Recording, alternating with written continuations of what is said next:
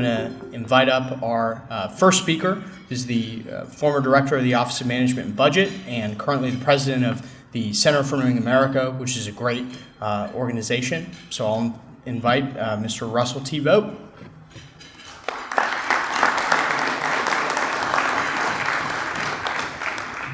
Thanks, Nick.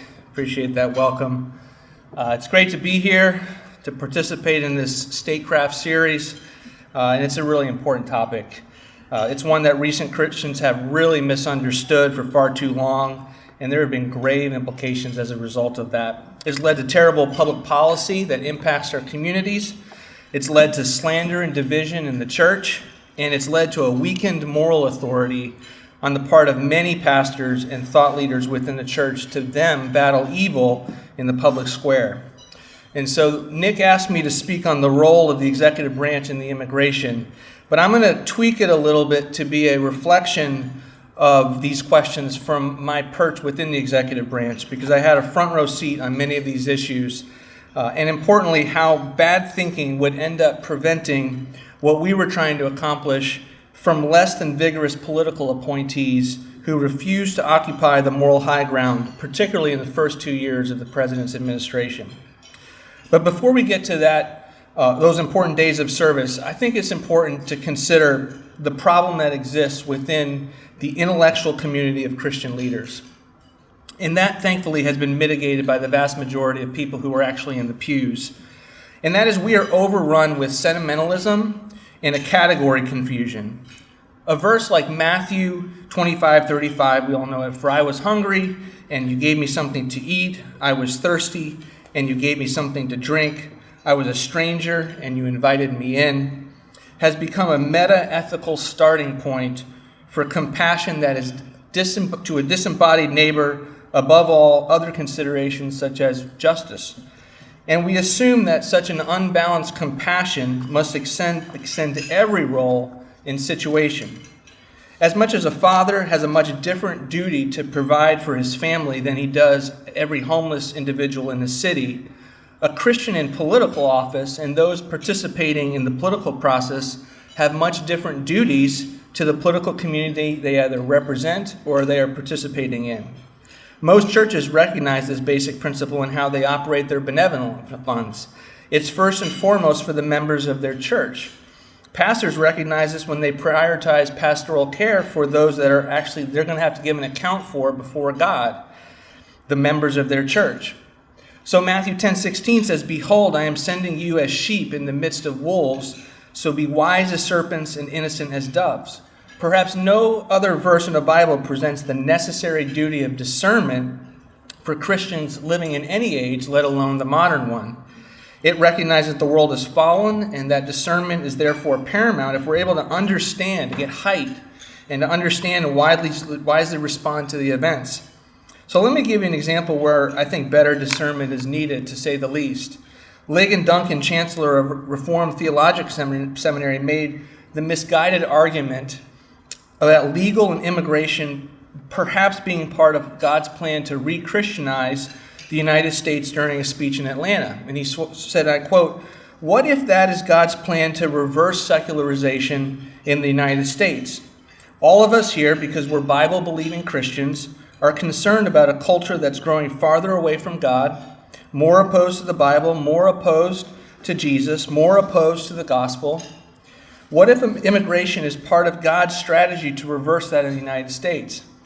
And the people that don't look like me, actually, because they believe like me, are much closer to me than people who do like me and who don't believe the Bible and don't believe in Jesus and don't believe in the gospel." End of quote. Can you spot the immediate problem here? So the reality of God's sovereignty and the fact that he directs all things, good and bad, towards his purpose is being used to frame out a disposition that welcomes endless immigration instead of thinking about the effects of political community in which we live. So God used the evil of Joseph's brothers, selling him into slavery, to move him into Egypt so that the region would be prepared for famine. He did not endorse slavery or human trafficking as general rules for his people to then live by. I'm reminded in the early 1990s, Mark Knoll wrote a book that was very wide read in certain circles called the scandal of the evangelical mind, about the anti-intellectualism that he saw within the church. Now, he was aiming more at the foundations of biblical authority, but if I could appropriate his title, I do think we have a scandal in our Christian thought leader community to failure to think rigorously and critically about what our responsibilities, specifically our responsibilities as Christians, and what is sound public policies in different situations. And that failure leads to a disposition of dispassion towards critical political thinking and, quite frankly, a disdain against those who are trying to do it well. So a Christian can both care for a particular refugee in his neighborhood and also vigorously oppose thousands of refugees coming to their country. A Christian can both adopt a Ukrainian in a war-torn country and at the same time vigorously oppose his country going to fight a war on behalf of that war-torn nation. A Christian can recognize that a sovereign nation are good things and look to apply biblical principles that speak to the importance of assimilation and order in society. A Christian can both restrict immigration and defend the rule of law, while also acknowledging that God will use good policy and bad policy to accomplish his purposes. Duty is ours, results are his. In the immigration debate, this trend has played out by eliminating, quite frankly, the space for Christians to question the societal benefits of mass immigration without assimilation, and a vigorous response to illegal immigration without having our morals questioned. You see, the argument goes, if people are made in the image of God and they want to escape a harmful living situation, and some economist says that we need cheap labor because Americans, quote unquote, won't do the job, then you must have an ulterior motive for being opposed that immigration. You must be a racist. And of course, once that R word gets used, Christian leaders play the politician and fold like cheap suits. Or worse, they then grab a grenade and throw it at the other people that have failed to adopt their viewpoints on the matter. And in the Trump administration, we did an incredible job of shutting down the border against great odds. And the problem is great. It originates from laws that are on the books that act like magnets for illegal immigration. And we got better as the president replaced certain appointees that were unwilling to think creatively and take on the opposition from all those who really are invested in the status quo. But perhaps the best example of controversy which the left, the media, and what we would call Big Eva collectively lost their mind was the issue of family separation, and where it was perceived that we were just separating children from parents simply as a deterrent. That was the conclusion of the stampede. The situation for policymakers in the executive branch was quite different. It was more complicated. First, illegal immigration is in fact illegal. It's a crime deserving of prosecution. The Department of Justice, defending the rule of law, began to vigorously prosecute every illegal immigrant. But prosecution takes time, which requires detention, unless you're simply going to release individuals into the interior, where there's a proven pattern of disappearing and not showing up for court cases. Our administration then labored under a court case that mandated the release of minors after 20 days. Well, what happens when those minors are with their parents? Well, the decision to defend the rule of law necessitates the separation of power of families. And not unlike when a parent commits a crime and goes to jail, it leads to tragic separation of families. In addition, many of these so-called parents were in fact human traffickers. From every side, we got denounced on this issue from a standpoint of righteous indignation. Charges of immorality. Russell Moore called this a moral atrocity. Franklin Graham even got it. I love Franklin Graham, but he got in on the act and called it a disgrace. Now, we expected it from the left, but to hear it from the pastors and church leaders, many of us who looked up to, was incredibly dispiriting, and I remember it at that time. Because at the end of the day, this was an initiative to solve an enormous problem. Drugs are pouring in. Schools are overcrowded with kids that can't speak English. The cartels have operational control of the border. That means that nothing happens along the border unless they okay it. And they make money not just from the drug trade, but they make $14 million a few years ago, it's probably worse now, from moving people illegally, the human trafficking portion of it. 1 out of every 3 women is abused. The system itself, status quo, separates kids from their families and their parents because one of those statutes that are on the books that act like a magnet actually incentivize the separation of kids because they have beneficial treatment when they come to the border and they are unaccompanied. This is a humanitarian disaster for our country and the individuals in contact with it. None of this is ever acknowledged by those Christians who rush to slander our administration in order to be accepted by the defenders of open borders. So how do we go forward? I think for my part in contributing to that case for restrictionism, I think it has to be built on the foundation of the Bible's recognition, even assumption of nation states. Yoram Hazani's 2018 book, The Virtue of Nationalism, is an indispensable read on this subject. In his book, he explores the biblical foundation for nationalism as far back as the Old Testament. He argues Moses set boundaries for Israel, instructing his people to keep their hands off the lands of neighboring kingdoms like Moab, Edom, and Ammon, which deserved their own independence, citing Deuteronomy 2:5-9. Furthermore, he reminds us that the nation was not based on race. Outsiders could join Israel so long as they accepted Israel's God, laws, and understanding of history.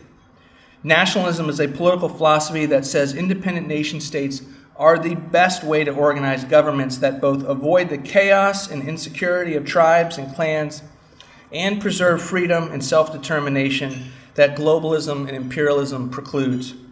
Nationalism is not just patriotic love for one's country, but a commitment to prioritize the needs and interests of one's own country over others, not unlike how a parent prioritizes their family over others, or a pastor who prioritizes their church over others. It's concerned itself with maintaining the cohesiveness of a particular people and a cultural inheritance, drawn from the past, preserved in the present, and passed on to future generations, on which a state rests, to avoid both dissolution and external attacks. Thus, a Christian immigration ethic that presses for great immigration restrictions does so out of the understanding that the sovereign, distinct nation is a good thing.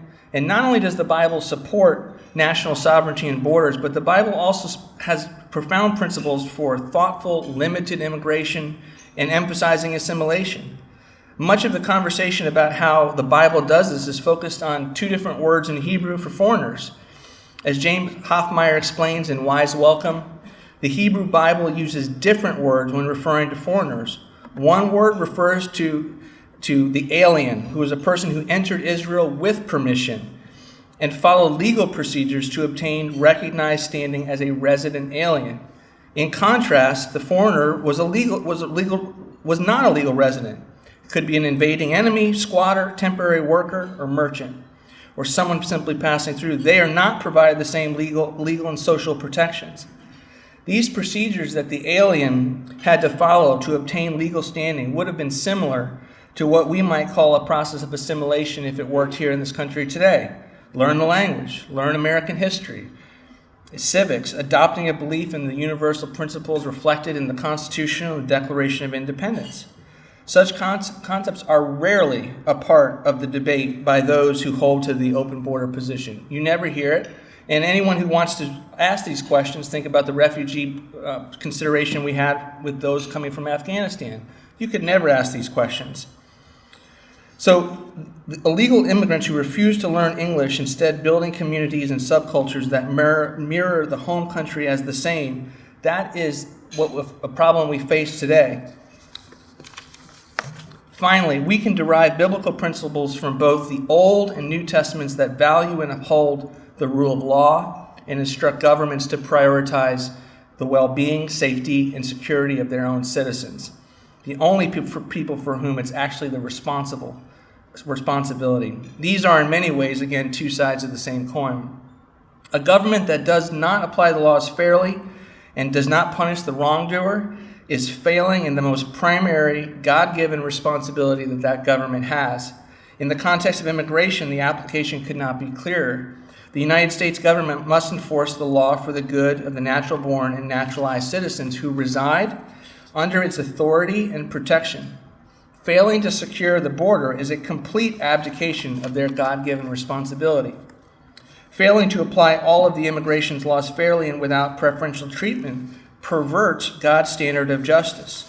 Allowing states and cities to declare themselves to be, quote, sanctuaries in violation of federal laws, a violation of God's moral precepts to government, clearly delivered.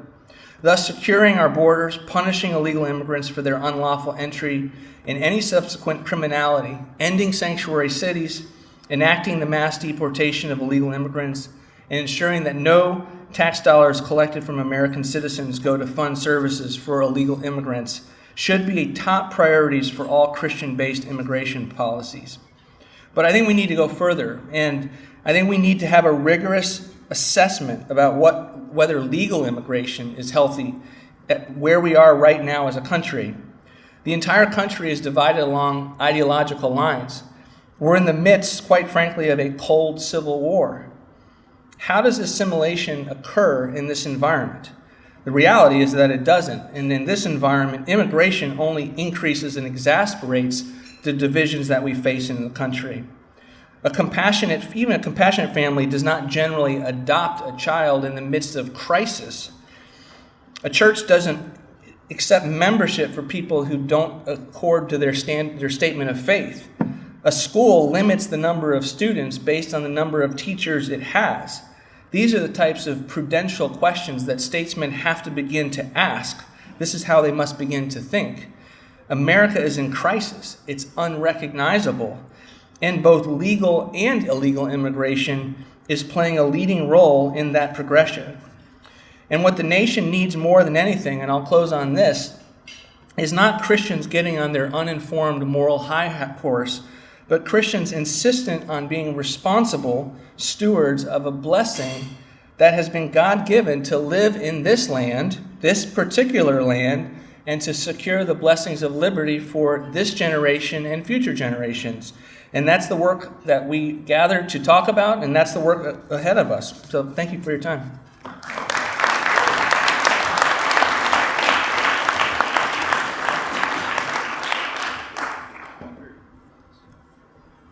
All right, thank you very much for that. Now I'm going to invite up Pastor Douglas Wilson, all the way from Moscow, Idaho, to give his talk.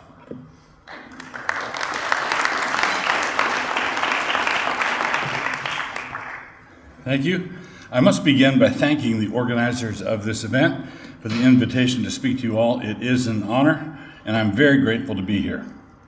My topic tonight is immigration and a biblical worldview, and I have decided to get off on the wrong foot by quoting Russell Moore. I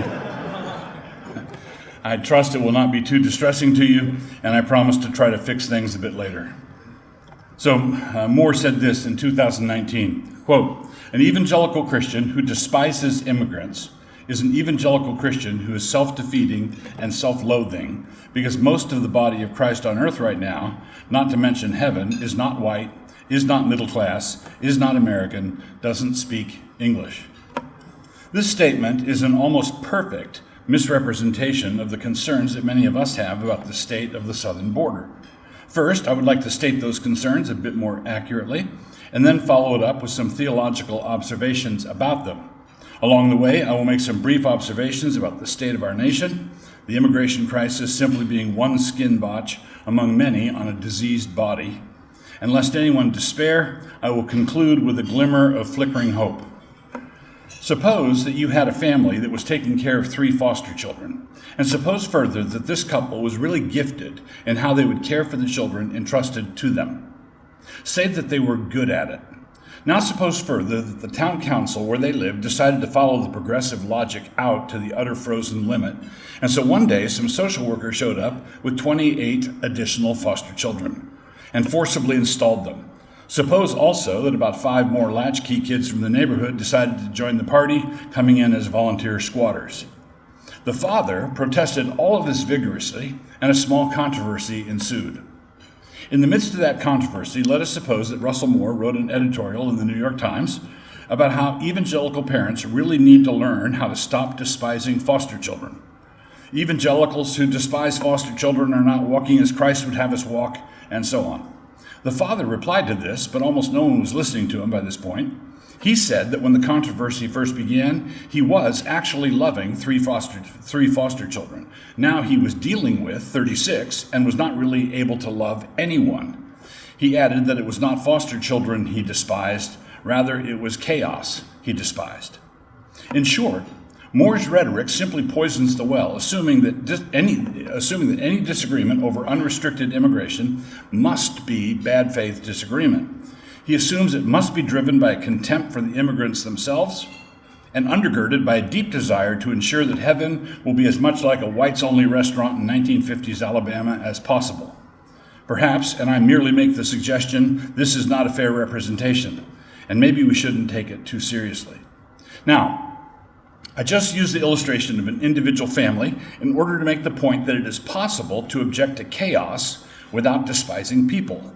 In fact, objecting to chaos is a way of loving people. So if a wife asks her husband if they should have the Smiths over this week, and he says, let's wait because we've had a lot of company this month, suggesting they might want to wait a couple of weeks, it would not be to the point for her to ask him why he despised the Smiths. He doesn't despise the Smiths at all. He just wants everyone to have a pleasant time, and managing resources and time wisely is usually an important part of this. But there is a limitation to that kind of illustration, and I want to be sure to point it out. We have to be really careful with them. This is because the progressive left tries to use similar illustrations taken from everyday life and in a way that I call the Good Samaritan fallacy. This is the approach that glibly assumes that the duties and responsibilities of individuals can be transferred over to nations straight across. If the Good Samaritan had a responsibility to help the guy who was beat up by the side of the road, then the United States has a responsibility to help Somalia whenever they get beat up, and with no mutatis mutandis about it. But straight across transfer of individual Good Samaritan duties to nations entails a lot more than simply emanating niceness vibes. The end of that road would be the worst forms of neocolonialism, which is not my topic tonight, but if you want to hear more, just put the nickel in. So while the morality that overarches us all is the same morality, we don't have multiple moralities. Jesus is Lord, Christ is Lord over all. So the morality that overarches everyone is the same morality, nations and individuals both. The duties that we variously have under that morality can be quite distinct. A governor or a president is a public person, and he has a much larger responsibility than a private person has.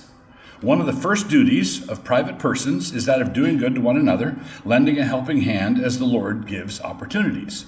Good Samaritan. One of the first duties of the magistrate, a public person, is the prevention of chaos. And it does no good to pretend that you're preventing chaos by calling it something else and getting the kennel-fed media to go along. The current invasion at the southern border cannot properly be called immigration. That's not what it is. As well call the collapsing dam upstream and experiment in new methods of irrigation. This might be technically true in that the dirt in the valley did get wetter, but our attention would probably be drawn to other aspects of the whole episode. So when we say that we have an immigration crisis, this does not get to the root of the matter.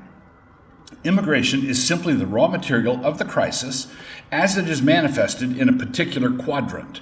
Elsewhere, the same fundamental crisis rides on different platforms. The crime crisis, the education crisis, the sexual disintegration crisis, and so on. And let's not forget the environmentalist crisis. And no, I don't mean the environmental crisis. We have plenty of resources, but we do have an environmentalist crisis. Way too many of those guys. Clogging up our woodlands, our waterways, our atmosphere, and our pristine coastal beaches. But I got distracted again. Underneath all of these is the foundational crisis. Everywhere we look, we see the breakdown of order, discipline, standards, structure, the rule of law. That's the crisis. Think of it this way. If there were some food fights in a junior high cafeteria somewhere, one on Monday and another one on Thursday, we would describe both of those food fights in terms of a breakdown of discipline and order. If we were investigating the root causes, we would likely look at the superintendent's approach to discipline, let's say. That is where the problem actually is. We wouldn't describe the first one on Monday as a meatloaf crisis, and the second one as a macaroni and cheese crisis, even though those were the dishes that were being thrown on their respective days, right? It wasn't a meatloaf crisis, it's not a macaroni and cheese crisis, it's a discipline crisis. Now, I'm going to ask you to follow me closely here because there's a subtle theological point that I would like to attempt to make at any rate. I do not wish to trespass upon your patience, and so I will try to come straight to the point. The nuanced theological doctrine that I would like to persuade you of this evening is this: the prevention of chaos by the magistrate and the fomenting of chaos by the magistrate are not the same kind of thing. They're different. The prophet Isaiah put it this way, Isaiah 5:20, "Woe to those who call evil good and good evil, who put darkness for light and light for darkness, who put bitter for sweet and sweet for bitter." But we are living in a time when God has struck our rulers and leaders with a judicial stupor. We live in demented times, and the chaos on the southern border is simply one more seizure in a long train of seizures. We can say of our rulers what was said of ancient Israel when they fell into the blind stupidity of disobedience. Deuteronomy 28:29 says it this way, "And you shall grope at noonday, as a blind man gropes in darkness. You shall not prosper in your ways. You shall be only oppressed and plundered continually, and no one shall save you." The various seizures present differently and in different places, but all of them are manifestations of the same disease. That disease is that we have forgotten God. This secular affliction began in earnest at the end of the Second World War when we demonstrated our prowess by splitting the atom. That's how it started. So how is it going? We are no longer able to split up the boys and the girls at a junior high school dance. Nebuchadnezzar really was a great emperor, but his pride reduced him to the level of a moo cow. And if a prophet came out of the wilderness and threatened us with a similar fate because of our insolence and pride, we are so far gone that we would not worry about the loss of wisdom involved, but would rather be concerned about our contribution to the additional methane. So let's return to the question of immigration. I do not know of any sensible conservative who would object to legal and orderly forms of immigration in principle, although I agree with the point about our current moment that was made. The father in my first illustration did not object to foster children. He had 3 of them. The objection is to turmoil on the southern border, all of it overseen and governed by rioting emotions. There's more wisdom for us to be found in Deuteronomy 28. When Israel obeyed the law of the Lord and followed him, one of the blessings of this was that she would be, quote, the head and not the tail, Deuteronomy 28:13. And when ancient Israel disobeyed the law of the Lord, forsaking the God of her covenant, the end result was the reverse of this. The foreigner shall be the head, and you shall be the tail, Deuteronomy 28:44. There are many scriptural descriptions of judgment falling on a nation. One of them is when your streets fill up with a language or languages that you don't understand. It is, of course, a challenge to be a stranger in a strange land. It is more of a challenge to find yourself a stranger in your own native land. It is a challenge reading street signs in a foreign country. It is a completely different kind of challenge and heartache when you can't read the signs in the town you grew up in. Isaiah 28:11 and 13 says, "For with stammering lips and another tongue he will speak to this people, that they might go and fall backward and be broken and snared and caught." So then, let's come back to our out-of-control immigration again. Our central problem is not the presence of strangers in a strange land, but rather our rulers are in a strange frenzy. Our big problem is not so much dreamers in our streets, but rather daydreamers in our corridors of power. Our great problem is not illegal aliens in our midst, but rather illegal miscreants in authority. I am less worried about Mexicans in Texas than I am about the Klingons in the District of Columbia. We won't solve the former problem without solving the latter one. We have to deal with who's in charge first, and we have to deal with what principles we're going on the basis of. The problem is lawlessness. The problem is lawlessness on our southern border, and the lawless rulers who make that lawlessness and chaos possible. Those responsible to maintain order there are either too feckless and inept to do anything about it, or they are fomenting the chaos deliberately Either way, they are not fit to govern, because the first duty of governance is to maintain the shape and contour of that which is being governed. What they have done is bring all the stability of a San Francisco Walgreens to El Paso. What they have done is reduce a once stable border to a shambolic and inchoate mess. Whether done through staggering incompetence or treacherous evil, or a daring mixture of both, the result is Yeats' beast, moving its slow thighs, slouching toward Bethlehem to be born. This is what happens when the center does not hold. The perimeter collapses. When the center doesn't hold, the perimeter collapses. How can we have defined edges when we have lost the center? A refusal to define and defend the center is how you lose the circumference. And a refusal to define and defend the circumference is an excellent way of revealing how you have already lost the center. To put it in crude terms, you cannot identify where the Mexican-American border is if you don't have any idea of what Nebraska is. Common sense Americans continue to exist, although many are in hiding. Back when it wasn't a thought crime for them to speak, they were able to just look at a line on a map and say, that's the Mexican-American border. But they were only able to say something like this because they still had a center. That center involved a knowledge of civics, an understanding of history, affection for a constitutional republic, a grasp of the rule of law, and most importantly, they had not forgotten God. What is the alternative? As one wit put it in the waning days of British might, everything was at sea except for the fleet. Eliot called it in The Hollow Man. It ends not with a bang, but with a whimper. There is no denying our condition any longer. Our republic has a serious case of the staggers. We are a spavined nation. Black smoke ascends from all our secularist altars, but the gods are no longer answering. They are not even pretending to answer. That's the problem with the gods of formal agnosticism. They love to play hide and seek. The priests don't have much to say for themselves either. The secular promise was that we could govern ourselves reasonably and responsibly without reference to the transcendent. There was a time when this had at least a superficial plausibility, in the Eisenhower years. The prodigal son didn't run out of money his first weekend away from home. But we have now seen how well this transcendence-free experiment is going. I've said for years that all of our cultural battles, all of them, are battles for editorial control of the dictionary. And because the current editorial board appears to have collectively lost their minds, we can no longer plainly define, first, what a sovereign national border even is, second, where it is, and third, what an American citizen is.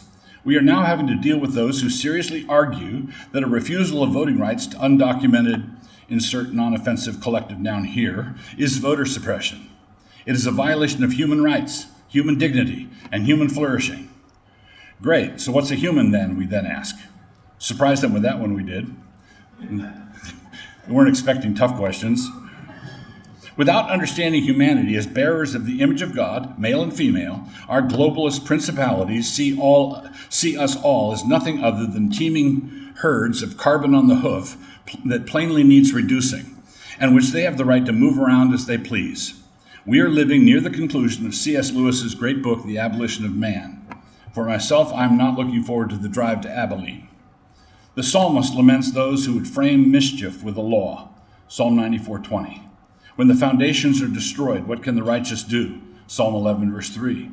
At the end of the 8th chapter of Proverbs, Lady Wisdom is speaking, and she says quite plainly, all who hate me love death. Proverbs 8:35 and 36. Until we return to the center, until we recover our faith in the Word, the Lord Jesus, we are going to continue groping along in the current culture smog, unable to define anything. Not only will we not be the head anymore, not only will we have become the tail, we also will have been so far reduced that we cannot even define head or tail. But in the grip of our relativistic and postmodern choose-your-own-adventure crisis, we will console ourselves as a tail that identifies as a head. Delusions do have their compensations. Now, I'm aware that some of this might seem pretty bleak to you. Perhaps you are unsure of just how much more of this biblical hope and encouragement you can take. You might want to take a moment after this event to thank the organizers for inviting such an uplifting pastor. But I really am optimistic, and for a number of reasons, and I'd like to finish with this. There's the medical reality. This high fever must break or the patient dies, and I don't believe the patient is going to die. I have reasons for wanting to make application of the words of Jeremiah 29:11. For I know the thoughts that I think toward you, says the Lord, thoughts of peace and not of evil, to give you a future and a hope. To give a future and a hope. Although this is application, not exegesis, there's comfort to be had right there. Or to borrow a phrase from our friends in the climate cult, in the long run, stupidity is not sustainable. Or take the formulation found in Stein's law. Anything that cannot continue on indefinitely won't. 9 miles of bad road can seem like a really tedious forever business, but then you find yourself on a freshly paved freeway and a sensible speed limit. And fourth turnings always seem like the new permanent reality until they suddenly aren't. So I'd like to close with a reference to Psalm 30, verse 5. For his anger is but for a moment. His favor is for life. Weeping may endure for a night, but joy comes in the morning. Thank you.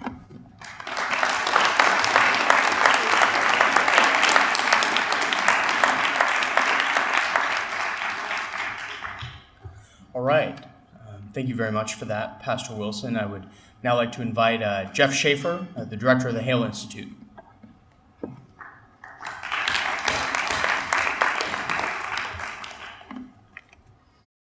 My particular concern in the submission tonight is with the ruling class dogma that refuses to countenance boundaries or borders to anything.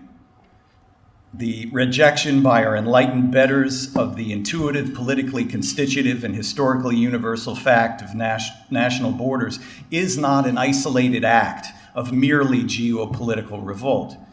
Rather, it is but one manifestation, a symptom among many, of a misbegotten form of thinking about human existence more generally. I speak of the late modern subscription to the notion of individual autonomy, to self-definition as central to personal identity, and to the refusal of all notions of givenness in normative context, such as the unchosen features of purpose and relationality in human being. The fashionable alternative now on offer is a human essence of isolation and rootlessness, from which no obligation of loyalty to person or place may be deduced, beyond loyalty to self, of course. Borders, boundaries, delineations, these are not just the framework of political society, but of human existence as such, and indeed of rationality itself.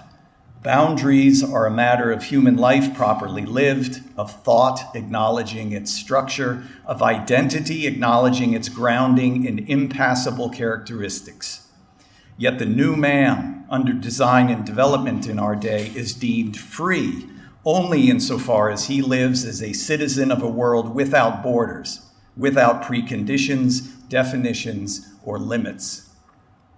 John Milbank, in an essay of about 20 years ago, presented an incisive and memorable description of contemporary liberalism's operative description of humanity.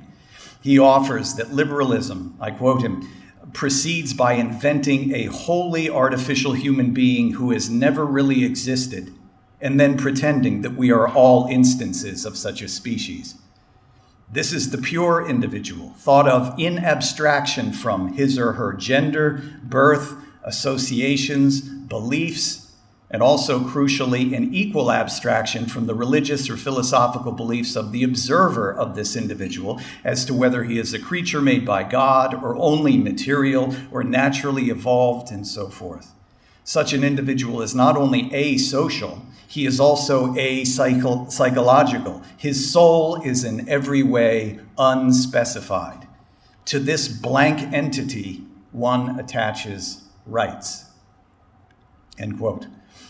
Because this vision disqualifies limits from pertaining to the individual, venerable and defining constraints on that individual, such as those present in religion, tradition, manners, law, among other things, are disputed because they act as hedgerows and fences. And this objection to a constraining cultural ambiance dovetails nicely with another plague on Western self-understanding at the moment, namely the phenomenon of oikophobia. What is that? This is a word long used in psychiatry, but Sir Roger Scruton adapted it for use in political philosophy, defining it as the felt need to denigrate the customs, culture, and institutions that are identifiably ours. Making a similar point, then Cardinal Ratzinger wrote that the otherwise commendable Western practice of self-criticism has devolved into what he described as a peculiar self-hatred that is nothing short of pathological. This is the posture of not just an ungrateful populace, but an apostate one, as it rages against the Christian roots of its civilization. Max Scheler, in his book Resentment, presents, I think, the classic description of the apostate. The apostate, he writes, is one who is not primarily committed to the positive contents of his new belief and the realization of its aims. Instead, he is motivated by the struggle against the old belief and lives on for its negation. He is engaged in a continuous chain of acts of revenge against his own spiritual past. As a religious type, then, the apostate is therefore at the opposite pole from the resurrected. During the French Revolution, which is a paradigm case and template of apostate negation and boundary repudiation, thematic was its effort to de-Christianize the country through maniacal level destruction of the symbols, practices, rituals, people, and places that represented Christianity. A notable illustration, I'd say with contemporary resonance, was the desecrating mob orgy carried out in the Church of St. Eustace in the symbolic and sacred space of the cathedral's sanctuary. The directors of this obscene project understood that this brazen trespass was a means of cultural overthrow through transgressing what had been an impassable boundary. The sacred and the high was invaded, mocked, and brought low. A central cultural border was defied, and this was a calculated step in redesigning the nation. This is similarly the work in our day of pride parades and other grotesqueries inserted into the public commons of our nation. These work to tear down the boundaries of propriety and order, to erase the culture-grounding polarity of and distinction between purity and filth, and otherwise to transgress or abolish the walls or interdicts that preserve community integrity. The Supreme Court's 2015 case of Obergefell versus Hodges is often described as the redefinition of marriage case, but just as well could be labeled a border abolition case, as it amounts to the same thing. Justice Kennedy, writing for the court majority, purported to remedy the condition of same-sex couples, quote, excluded from one of civilization's oldest institutions. As if all of human civilization through all time had collectively erected and maintained an arbitrary fence around marriage to keep out persons otherwise permitted into it. For the Obergefell court, the meaning of civil marriage was not a relevant point of exploration. And so Justice Kennedy and his colleagues approached marriage not as a definite, meaningful, and thus bordered institution to be deferred to in the law, but instead stipulated it as a mere status of government-conferred dignity to which a fundamental right of access exists. And when the court concocted this abstract right of entry, the institution itself evaporated, which of course was the point. Likewise, with transgender or transsexual claimants, celebrated rights to cross the boundaries presented by separated bathrooms, locker rooms, sports teams, and the pronouns of the other sex. Doing so overcomes not just, for instance, modest and convenient spatial separations, but more profoundly flouts the symbolic reinforcements of human meaning held and cherished by these boundaries. Likewise, by obtaining and celebrating cross-sex hormones and surgeries, they cosmetically defy and revile the boundary and the meaning that is the human body. All of these border crossings, let's call them, serve the audacity of asserting that human meaning itself is unstable and variable. Now, even the fixity of male and female and the ontological limits that these are may not be acknowledged in polite company. And for some, not even during testimony given under oath before the Senate Judiciary Committee.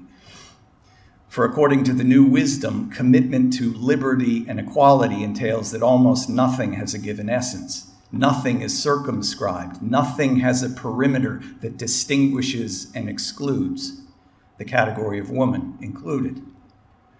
Professor Carl Schneider, writing of the broader background trends, has observed how we have deinstitutionalized the family and ratified as family whatever relationships individuals choose to call one. In America, he says, all affinities are elective. That is, for us, family relationships are not aspects of reality, but matters of choice. People are unattached interest seekers who select. And when all affinities are elective is a formula working even at the level of the family, of course it applies also to the patria, the nation. Here we might recall the etymological association of country and family. This has already been alluded to a couple of times. Patria and patrimony derive from the root pater, or father. Thus do we speak of fatherland. We also speak of our nation as home and homeland. And the Latin root of nation is drawn from natus, natio, and nationem, to be born, and that which has been born. And on this vital matter of birth, or more specifically, births, we encounter another consideration of national concern manifestly associated with immigration incentives and decisions. Christopher Lasch has indicted our epoch for its quickly diminishing sense of historical continuity, the sense of belonging to a succession of generations originating in the past and stretching into the future. We've now decided not just to reject our forebears, but a posterity. In acting this out, the West, like those in its cultural shadow, collectively has refused to maintain replacement-level birth rates. Some years ago, Mark Stein commented on the situation in Greece, a condition now approximated in many countries with a fertility rate of 1.3. As this is 10 grandparents, 6 parents, 4 children. This is the family tree turned upside down. As he put it, they can't mortgage the future there because, strictly speaking, there isn't one. South Korea, you might know now, has a fertility rate of 0.78%. This sort of national outcome is not an accident of unexpected consequences. It is instead an eyes wide open, collectively unified effort of national wrap-up and deletion.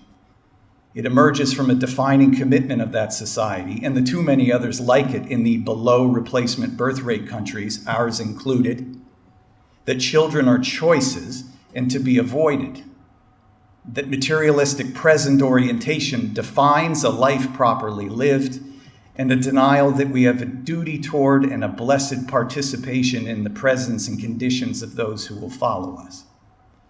Let us not imagine that the immigration discussion is dissociated from our materialistic presentism and aversion to reproducing ourselves.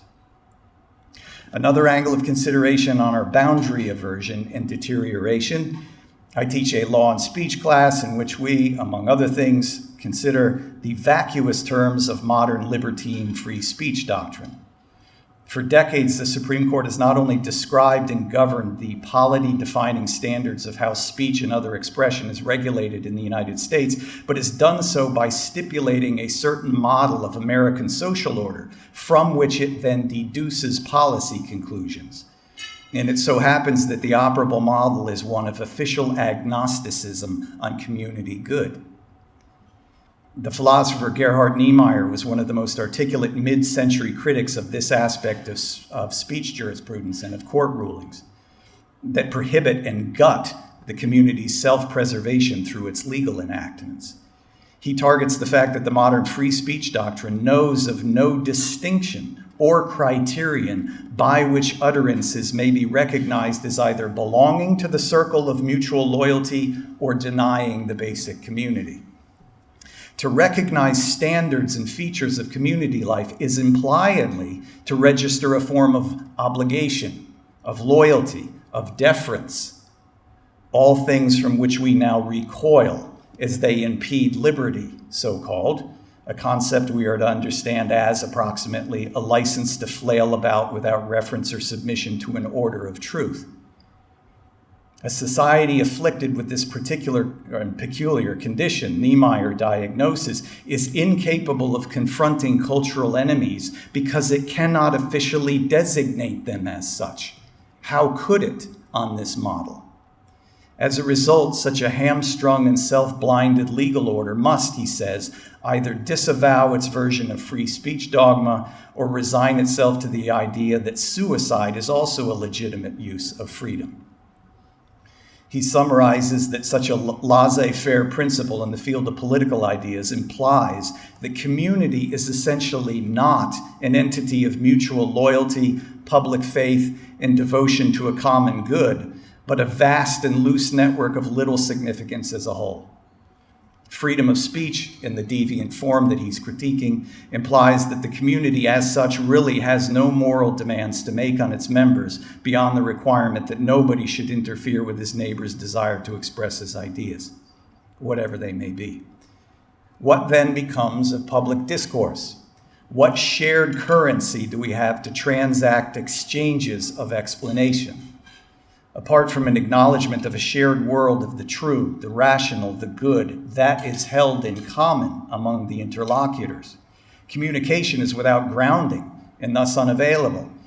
Chantal del Sol prophetically warns, tomorrow violence will be the only form of social interaction we have unless we re-legitimize common certainties. But those common certainties are precisely the work and effect of a particular culture and its acts of cherishing and preserving that which is distinct to it. And herein resides a central task of the nation, to which I'll now turn, finally. A culture instantiates and facilitates a particular way of being in the world and tethers us to the community that shares that way of being. But it is the nation, the commonwealth, that contains and enables that way of being, into which the citizens then are enveloped, educated, and directed. It is the nation that holds and passes on the patrimony whose origins long predate the persons now participating in it. I draw here from John Paul II in his book, Memory and Identity, an important pairing of words, by the way. When reflecting on the indispensable work of one's country, he emphasizes its provision of a context of stability for human experience through time. There is therefore what he calls the right of the nation to the foundation of its culture and its future. And in this, there exists a fundamental sovereignty of society which is manifested in the culture of the nation.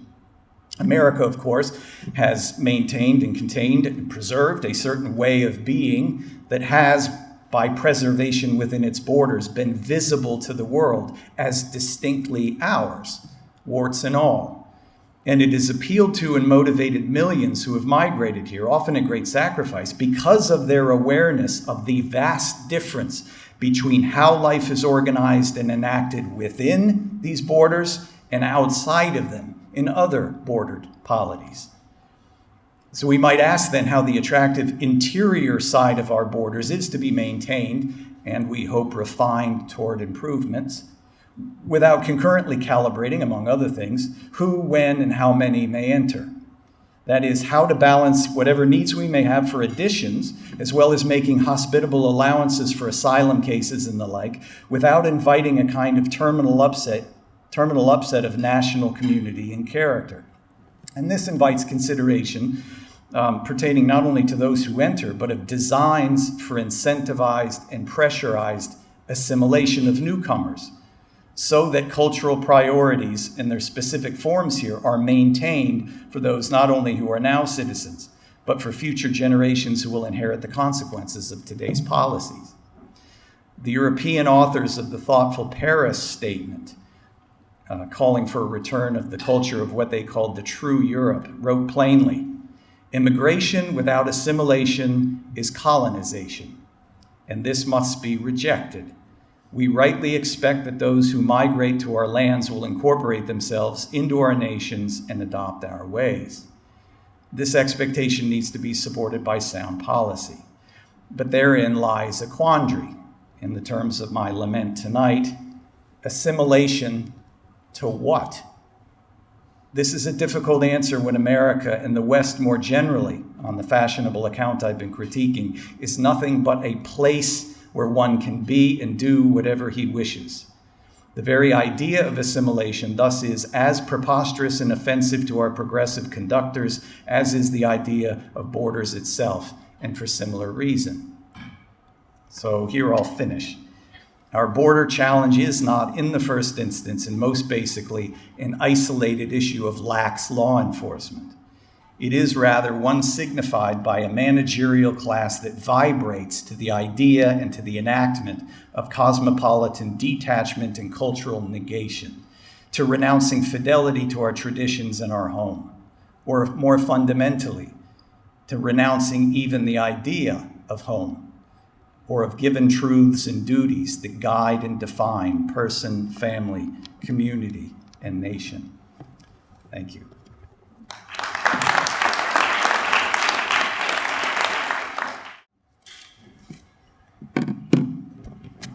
Well, good evening, everybody. Can everybody hear me all right? Yeah. Well, there's a lot of smart people over here. I work in the House of Representatives. This is the Senate. I'm going to try to elevate myself here to the House of Lords, as I like to tell my former boss, Senator Cruz, when I come over to these parts. My first job on the Hill was just down the hall. Right behind me is a lawyer on the Senate Judiciary Committee. My second job on the Hill was the Chief of Staff, Senator Ted Cruz, right around that corner, 2 offices down. So it's nice to be back on this side, maybe in a different circumstance sometime in the future. We'll see. Look, it is a great honor to be here. And I'm not going to come at you with scripture or heady talk about the nature of immigration and how it directly impacts our faith. I'll leave that to people a lot smarter than I am. What I'm going to tell you about is, as a Christian, how I approach the border and what I've experienced in dealing with the border and the fact that these are human beings. And if you leave this room with nothing else, I want you to understand the plight of human beings being used as political pawns by crass politicians in the false name of compassion. It is perhaps the most unchristian-like thing you could possibly do. And I'm going to take a side moment to point out that I'm going to have a lot to answer for on Judgment Day, I have no doubt. But what this society, what this country, the supposedly greatest and strongest and freest country in the history of the world, is doing to our children right now is going to beg the question on Judgment Day for a lot of Americans. Whether you're talking about transgender surgeries, whether you're talking about the full abandonment of our children generally, the masking of our kids in the corners in the name of a virus. We are killing our kids. We are killing our kids with these.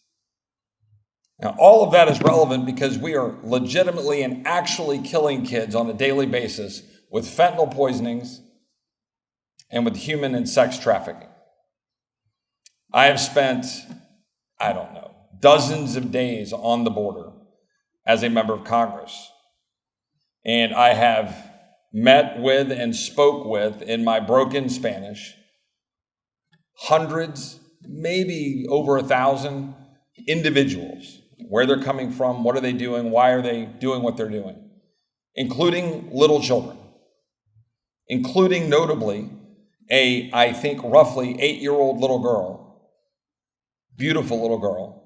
I have a picture of her, I don't share it, but when we were down on the border, we had a phone number written on her arm. It was a South Carolina phone number, 843, I think.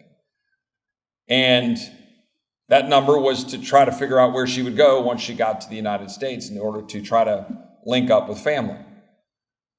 And I talked to the young men who were in the group right behind her. Do you know what happened to that little girl? She was by herself. And one of the young men said, I found her in the middle of Mexico. I said, do you think she was abused? He goes, I know she was. She told me. I said, The little boy, he was probably 13 or 14, worked to try to take care of her and get her through the rest of the journey up to America. That's happening every day. How many in this room have seen the movie The Sound of Freedom? Raise your hand. About half. The other half of you should go see it. It's an extraordinary picture telling the story of what's actually happening to children around the world. And The Sound of Freedom, the title, without giving away the movie for those who haven't seen it, is freeing these children who, as we speak, eating a dinner in a Senate office building, are being held as sex slaves around the globe to fuel an appetite in this country that virtually every parent I know of every walk of faith feeds every day by empowering their kids with this. I have a friend who's a federal judge who is my office mate down the hall, right down here. A guy named Reed O'Connor.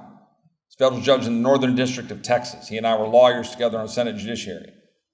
Reed wrote an opinion 2 months ago in which he upward departed from the sentencing guidelines for two individuals who were employees of Mexican cartels who were holding a mother and a daughter hostage in a stash house in Fort Worth, Texas, holding ransom over the head of the father and husband here illegally in Baltimore, just up the road from here.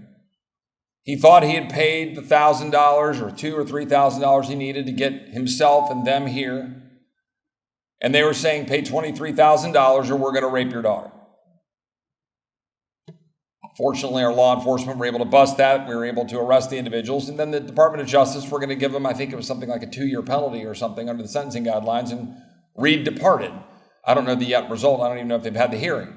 He was so horrified. I'm glossing over the facts. He was so horrified by the facts of what he was seeing. That's happening every day. Just last night, 9,000 encounters on our southern border. What are we doing about it? 9,000 encounters just yesterday. Between the spring of 2021 and the summer of 2022, there were about 1 million releases into the United States. Of those releases, 177,000, we have no idea where they are because they gave false addresses. Number of those were addresses that were the same, that were more than 50 each. Bus stops, fast food restaurants. Last year we learned and had testimony under oath, 85,000 kids have just simply gone missing. 85,000 kids have just simply gone missing. This is happening every single day. I live just outside of Austin, Texas in Dripping Springs. I-35 comes up from the border through San Antonio, through Austin, up north to Dallas and north. I-10 cuts through from Houston to San Antonio. I'm at the crossroads in San Antonio of I-10 and I-35. It is a hotspot of human and sex trafficking. Thousands every single day. I'm not going to quote all the statistics and all the estimates, but literally 27 million people are estimated to be in human slavery around the world right now. So my question here is, people of faith, how can the strongest, supposedly freest country in the history of the world, supposedly built on a bedrock of faith, supposedly with a heavily churched people, although sadly declining, how can we allow that to happen here in our country? If we know anything about the teachings of Christ, it would be to protect children. It would be to recognize the innocence of children. And yet, we're allowing that to occur. And here's the thing. It's being done supposedly in the name of compassion, that people be able to come here and get a better way of life. I've talked to thousands, hundreds, probably over 1,000 at the border. True. Huge percentage of the numbers. They want jobs. They want a new way of life. They want to flee Honduras, El Salvador, Guatemala. wherever they're coming from around the world, increasingly from all over the world. But there's a large number of those individuals who are not particularly innocent. That's a topic for another day. But for the ones who are seeking a better way of life, is this the best way? Is this the best for them? Is this the best for those kids? Paying thousands of dollars to cartels, then to be subjected to, in many cases, slavery in this country, being held for ransom, being sold in the sex trafficking trade, being abused on the journey, and then to get here and then what? Right? That's not compassion, but yet we're selling it as such. Now that is all built on the back, by the way, of at least 2 decades, if not more, maybe 3, of Chamber of Commerce talking points about wanting their cheap labor. So for years, we were trying to figure out how to secure the border and defend the rule of law, to protect the sovereignty of this country, but also, by extension, to protect those who would be abused in transit to come here. And for years, the Chamber of Commerce responded with, oh, we need labor. It's the old joke that we'd say that they would sit down there with a, no trespassing sign at the border, wink, wink, help wanted over with this sign. And that's what we did as a country. With all due respect to the Bush administration, that's exactly what they did. Sitting right up here in the Judiciary Committee on the floor upstairs, right down here, I had to fight the Bush administration from what they were trying to do to promote amnesty, to promote the continuation of wide open borders in 2006, 7, and 8 when I was a lawyer here. Fast forward, we have a fight in 2013 when I was Senator Cruz's chief of staff. Again, the push was for amnesty, not for enforcement, and we never got border enforcement. Fast forward to President Trump, and he comes in on build the wall and enforce the border. Got a good chunk of the border built, got a lot of good policies embraced, but everything in this town was designed to push back on that and not get it done. Why? Because of the powers that be in this place who want their cheap labor and frankly are the same people often who are totally fine going to a Super Bowl event knowing that there's some little girl being trafficked in the back. Let's just be blunt and honest about this stuff. It's true. That's the reality of what we're dealing with. An enormous power structure of corporate elites combining with government elites to tell you that you can't live the way you want to live while selling you a false narrative that they're trying to help people. Is there anything more unchristian than what we've been doing to these human beings in the name of compassion? I would posit it is hard to come up with things. This is something that I think ought to be at the center of what we try to do to advance a policy that will change that. Put forward policies that are responsible. What sovereign nations do in defending the rule of law. It's actually better for us and the migrants and the people who seek to come here. It's better for the rest of the world. We should be exporting the rule of law through the Western Hemisphere rather than importing fentanyl and lawlessness and sex trafficking.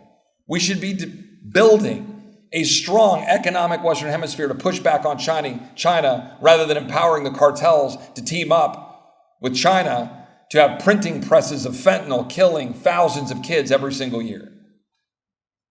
And we should start right now. When you all hear what's going to be happening in the next 3 weeks and everybody in this town is going around hand-wringing about shutdowns and all of that, just remember the question is really simple. Are we going to continue to fund what I just described? I'm not going to. I'm not. And I don't care what everybody in this town says. I don't care what the Speaker of the House or what the minority leader in the Senate has to say, if he even knows what he's saying. Yeah, I said it. Because I'm tired of the leadership in this town. I'm tired of what this town is doing to freedom-loving Americans and hardworking Americans and to migrants in the false name of compassion. We're here as people of faith to talk about immigration in the context of our Christian faith. I got a lot of Christian leaders who try to get up and get all, We should be welcoming the huddled masses from around the world. If they have no solutions for the broken welfare state that's going to leave people here in a second-class state, they have no solutions for how this is empowering cartels or empowering China or harming the migrants coming here and getting sold in the sex trafficking trade. We know the solutions, which depends on the rule of law, sovereignty, securing the border, enforcing the law, and having a strong economic free trade environment throughout the Western Hemisphere. It's important to note, by the way, Milton Friedman, you all know, famous economist, mid-1970s, they asked him about immigration, and he said, I'm for wide open borders if you get rid of the social welfare state. Now, that was pre-9/11. That was pre some of the other things that you have to factor into it. But he's not wrong. When we had thousands of people, millions of people migrating to the United States over the years, you had to come here and you had to open a business, get a job, take care of your family, work. We are adding weight to a bow that is going to collapse. And then what will that mean for the migrants? Many of you know my former boss, Senator Cruz, his dad, Rafael Cruz, and he would genuinely talk to Ted about, long before Reagan famously intimated about where else are you going to go to? Rafael will talk about that, and he'll talk about it as a pastor in his Christian faith, about the importance of being able to have a country like America to go to, but to be able to do it legally, to be able to do it the right way. People come to the United States because of the rule of law. If there is no rule of law, then there is no America. And if there is no America, there is no place for people to aspire to come to. And that is at the core of what we must do as leaders in this country. So my ask of you is hold us accountable to actually do what we're supposed to do leading this country. And that requires us as Christians to embrace the rule of law, to embrace an idea that is bigger about what we want migrants to be able to aspire to, rather than just cheap slogans that people slap on the back of cars so they can feel compassionate about themselves while people get abused in the process. It's the hard path, but it's the right path. Thank you all very much.